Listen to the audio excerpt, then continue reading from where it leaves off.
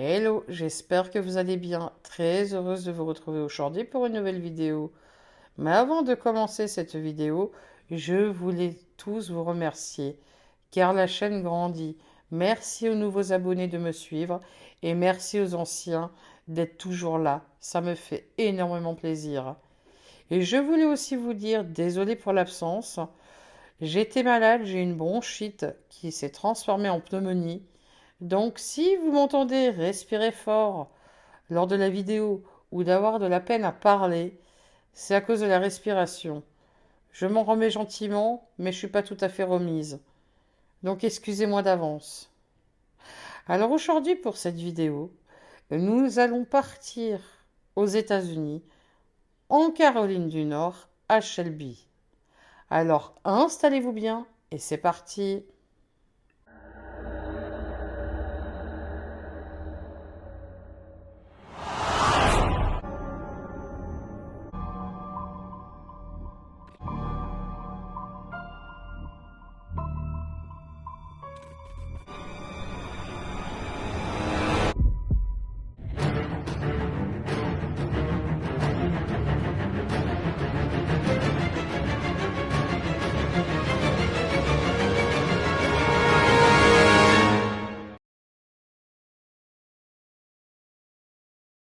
Shelby est une ville du comté de Cleveland, en Caroline du Nord. Elle est connue pour diverses attractions, telles que le musée du comté de Cleveland, le musée Earl Scruggs Center et le Cleveland County Fairground.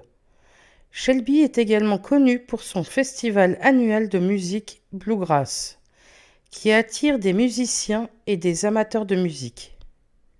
Et c'est dans cette ville que vivait la petite Asha Degré et sa famille. Asha Degré est née le 5 août 1990. Elle était la fille de Harold et Iquilla Degré. Harold et Iquilla se sont unis en 1988, le jour de la Saint-Valentin. Un an plus tard, naît leur premier enfant, un fils du nom de O'Brien. Et en août 1990, Asha est née. La famille résidait dans leur maison située à Oakcrest Drive au sein d'un lotissement résidentiel niché au cœur d'une zone généralement rurale au nord de Shelby, en Caroline du Nord. Cette région se trouve à l'extrémité ouest de la zone métropolitaine de Charlotte. Harold occupait un poste de chargeur de quai tandis que Ekila travaillait chez Kawai America Manufacturing, où elle participait à la fabrication de pianos. Les enfants étaient chargés de rentrer chez eux après l'école, et leurs parents attendaient qu'ils fassent leurs devoirs ou qu'ils aient terminé leur activité à leur retour. Les parents veillaient à ce que leur enfant soit protégé des influences extérieures, privilégiant une vie centrée sur la famille élargie, l'église et l'école. Dans leur foyer, les Degrés ne disposaient pas d'ordinateur. Chaque fois que nous allumions la télévision, il y avait une histoire de crime sexuel impliquant un enfant attiré par Internet, se remémore Iquilla dans une interview accordée à Jet en 2013. Iquilla a mentionné qu'Asha gérait bien cette situation. Elle était prudente, réservée et préférait rester dans les limites établies par ses parents. Elle avait une peur intense des chiens. Asha était en 4e année à l'école primaire Falston. Elle avait un week-end de 3 jours prévu pour la 2e semaine de février 2000. Alors que les écoles du comté de Cleveland étaient fermées le vendredi 11 février, les parents devaient aller travailler. Les enfants ont donc passé la journée chez leur tante du même quartier. Plus tard, ils se sont rendus à leur entraînement de basket-ball pour les jeunes à leur école. Le lendemain, l'équipe de basket-ball d'Asha a perdu son premier match de la saison. Asha, qui jouait en tant que meneuse de jeu, avait commis une faute. Ses parents se souvenaient qu'elle était un peu contrariée à ce sujet et avait pleuré avec ses coéquipiers par la suite. Cependant, elle semblait s'en être remise et avait assisté au match de son frère plus tard dans la journée. Le 13 février, un dimanche, Les enfants ont assisté à l'église depuis la maison d'un parent avant de rentrer chez eux. Vers 20 heures ce soir-là, ils se sont tous les deux retirés dans la chambre qu'ils partageaient. Et environ 1 heure plus tard, une panne de courant a affecté tout le quartier à la suite d'un accident de voiture qui a eu lieu à proximité. Le courant est revenu vers minuit et demi, moment où Harold a vérifié et a constaté qu'Asha et O'Brien dormaient dans leur lit.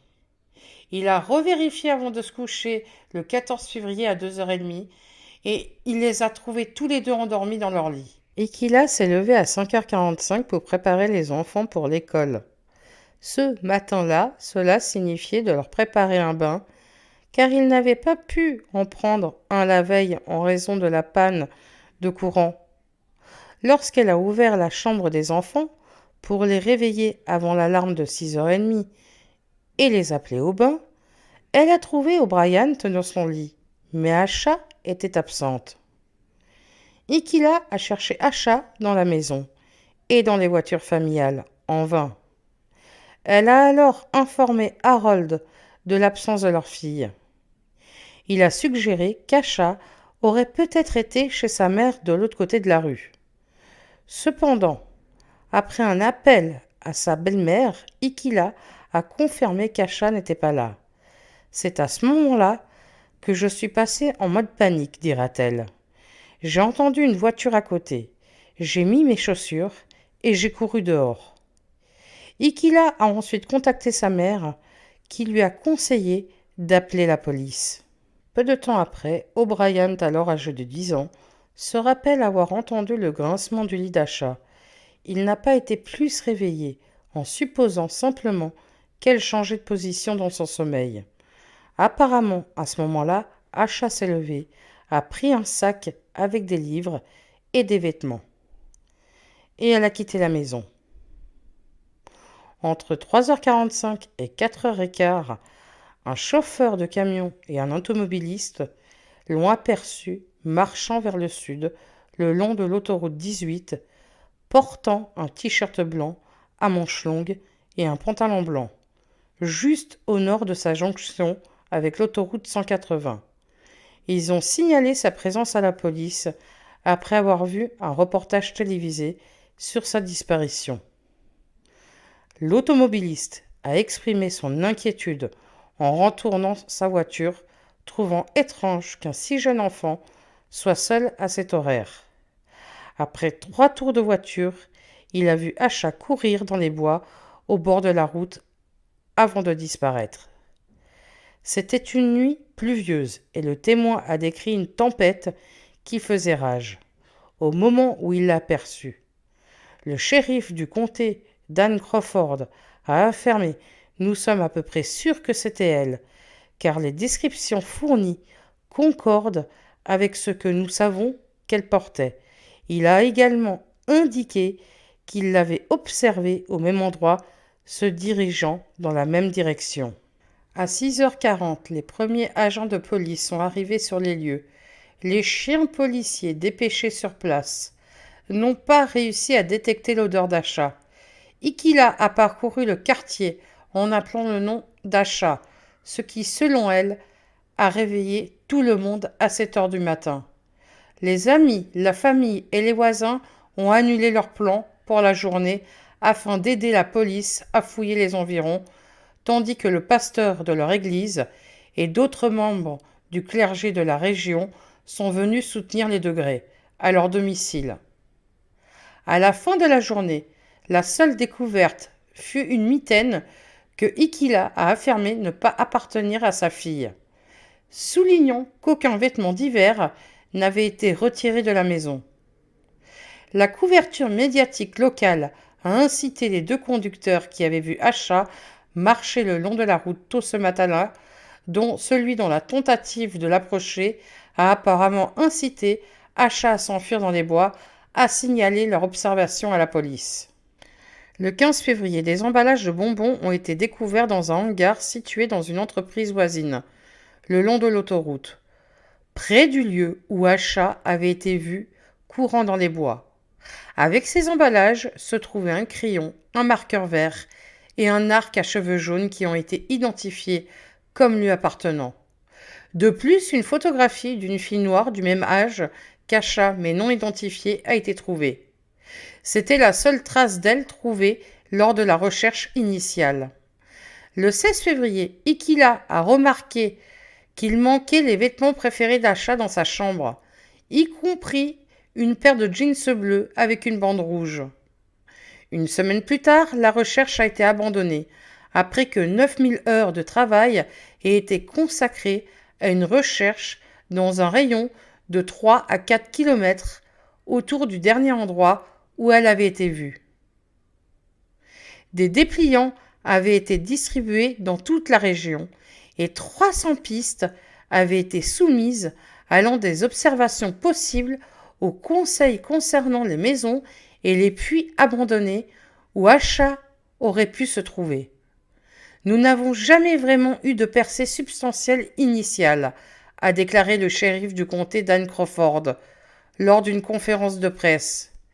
Il a d'ailleurs encouragé les médias à continuer de faire vivre l'histoire. Lors de la conférence de presse du 22 février 2000, Crawford a affirmé que la recherche d'Asha était une priorité à long terme pour les autorités.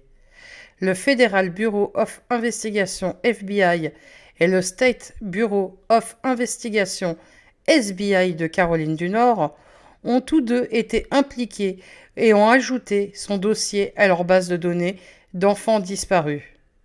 Alors que les agents effectuaient des recherches dans la zone de résidence d'Asha et le long de son itinéraire habituel, Crawford a souligné qu'ils examinaient toutes les pistes disponibles.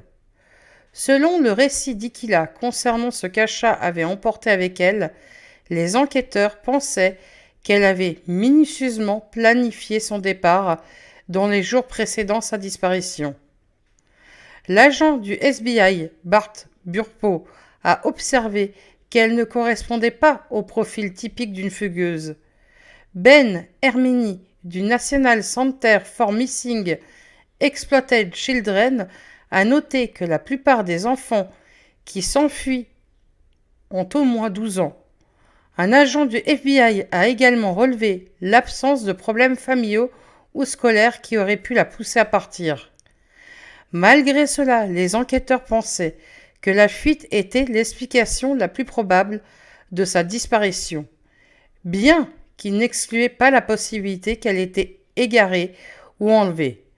Les médias ont progressivement porté leur attention à l'échelle nationale. Un mois après la disparition d'Asha, la famille Degré est apparue dans The Montel Williams Show pour sensibiliser davantage l'affaire. Des segments sur cette affaire ont également été diffusés dans America Most Wanted et The Oprah Winfrey Show. En mars 2000, la police a installé un panneau d'affichage grandeur nature en couleur le long de l'autoroute 18, près de l'endroit où Asha avait été vue pour la dernière fois. En mai 2001, le pilote de course, Travis, a arboré l'image d'Asha sur le capot de sa voiture lors d'un événement à Concord, en Caroline du Nord, diffusé en direct sur TNN. Travis a déclaré « Nous avons une opportunité parfaite de mettre la photo d'Asha sur notre voiture et peut-être, avec un peu de chance, nous pourrons l'aider à rentrer chez elle. » Le 3 août 2001, le sac de bibliothèque d'Asha et d'autres objets ont été découverts lors d'un projet de construction près de l'autoroute 18 dans le comté de Burke, près de Morganton, à environ 42 km au nord de Shelby. Le sac était enveloppé dans un sac plastique. Le travailleur qui l'a trouvé a déclaré que le sac à livres portait le nom et le numéro de téléphone d'Asha. Le FBI l'a ensuite emporté à son laboratoire de Quantico, en Virginie, pour une analyse médico-légale plus approfondie. Les résultats de ces tests n'ont pas été communiqués publiquement. À ce jour, c'est la dernière preuve trouvée dans l'affaire. À l'occasion du 20e anniversaire de la disparition d'Asha, Le FBI a confirmé que le sac à livres contenait une copie de Mac Elligott's Pool du Dr Seuss et un t-shirt représentant le groupe New Kid on the Block. Ni l'un ni l'autre ne semblait avoir été la propriété d'Asha avant leur découverte dans son sac. Le livre provenait de la bibliothèque de son école primaire. Les enquêtes ultérieures ont abouti à des impasses. Mais en 2004, suite à un renseignement présumé provenant d'un détenu de la prison du comté, le bureau du shérif a entrepris des fouilles à une intersection à Landelle. Cependant, les os découverts se sont avérés d'être d'origine animale. En 2005, l'image d'achat a été affichée sur plusieurs véhicules de 2 entreprises. Ils ont fait cela dans l'espoir de retrouver Asha et d'aider d'autres enfants disparus. Les Degrés ont pris des initiatives pour maintenir la mémoire d'Asha et la faire vivante dans l'esprit du public. En 2008, ils ont institué une bourse en son nom, destinée à récompenser un étudiant local méritant. Ils organisent également une marche annuelle dans le but de sensibiliser et de collecter des fonds pour financer leur effort de recherche. Cette marche débute chez eux et se termine au panneau d'affichage dédié à une personne disparue pour Asha, située le long de l'autoroute 18, près du dernier endroit où elle a été vue. Initialement prévue pour le 14 février, la date de la marche a été changée pour le 7 février 2015 et le 6 février 2016, car Harold et Ekila ont jugé inapproprié de lier l'événement à la Saint-Valentin. Des photographies d'achat, tant réelles que des représentations de ce à quoi elle pourrait ressembler plus tard, créées par des enquêteurs pour aider dans les recherches, entrent toujours dans la maison des Degrés. Je m'attends à ce qu'elle franchisse la porte, a déclaré Ekila dans une interview accordée à Jet en 2013. Ekila a exprimé son chagrin que la disparition de sa fille n'ait pas reçu autant d'attention médiatique au fil des ans que certains cas ultérieurs d'enfants disparus, attribuant cela au fait qu'Asha était noire. Les enfants blancs disparus attirent plus d'attention. Je ne comprends pas pourquoi, a-t-elle déclaré. Je sais que si vous leur demandez, ils diront que ce n'est pas une question de race.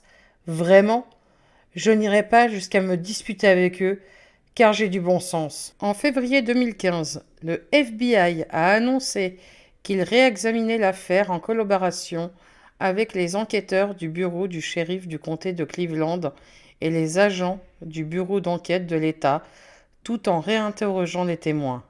Une récompense pouvant atteindre 25 000 $ a été offerte pour toute information conduisant à l'arrestation et à la condamnation des responsables de la disparition d'Asha. De plus, un groupe communautaire a offert une récompense supplémentaire de 20 000 $. 15 mois plus tard, en mai 2016, le FBI a déclaré que leur réexamen de l'affaire avait révélé une nouvelle piste potentielle. Ils ont indiqué qu'Asha aurait peut-être été vue entrant dans une Lincoln Continental vert foncé des années 1970, ou peut-être dans une Ford de la même époque, le long de la route 18, près du lieu où elle a été vue pour la dernière fois. Le véhicule a été décrit comme ayant de la rouille autour des puits de roues. En septembre 2017, le FBI a annoncé que son équipe de déploiement rapide d'enlèvement d'enfants était dans le comté de Cleveland pour aider à l'enquête et fournir un soutien technique, analytique et comportemental sur le terrain afin de faire avancer l'affaire d'achat. L'équipe a travaillé en collaboration avec les employés du FBI de Charlotte. Les enquêteurs du bureau du shérif du comté de Cleveland et les agents du bureau d'enquête de l'État de Caroline du Nord pendant 10 jours. Les agents se réunissent également plusieurs fois par mois pour examiner les derniers développements de l'enquête. Depuis septembre 2017, des agents et des enquêteurs locaux ont mené environ 300 entretiens. En octobre 2018, les enquêteurs du bureau du shérif du comté de Cleveland ont sollicité des informations du public concernant deux objets trouvés dans le sac à livre d'achat. Le livre pour enfants Mac Elligot Pool du Dr Seuss, emprunté à la bibliothèque de l'école primaire de Falston au début de 2000, et un t-shirt de concert New Kid on the Block. Un enquêteur a souligné que ces éléments étaient cruciaux pour l'enquête. En novembre 2020, un détenu nommé Marcus Mellon, déjà condamné pour des crimes sexuels contre des enfants en 2014, a envoyé une lettre au journal The Shelby Star affirmant qu'Asha avait été assassiné et qu'il savait où la trouver. En février 2021, le shérif du comté de Cleveland, Alan Norman, a déclaré que les déclarations de Mellon n'avaient pas permis de progresser dans l'affaire. À ce jour, Asha n'a toujours pas été retrouvée et on n'a aucun élément nouveau. Voilà, c'est ainsi que cette vidéo se termine. J'espère sincèrement qu'elle vous a plu. Je suis désolée, j'ai eu un petit souci de lumière. Et si vous m'entendez respirer fort, comme je vous ai dit en début de vidéo, c'est que je viens de sortir d'une grosse bronchite, pneumonie. Donc j'ai fait ce que je pouvais. Mais j'espère tout de même que ça vous a plu. Moi, je vous souhaite une bonne soirée, un bon week-end, et je vous dis à la prochaine pour une nouvelle affaire ou un nouvel urbex. Bye bye.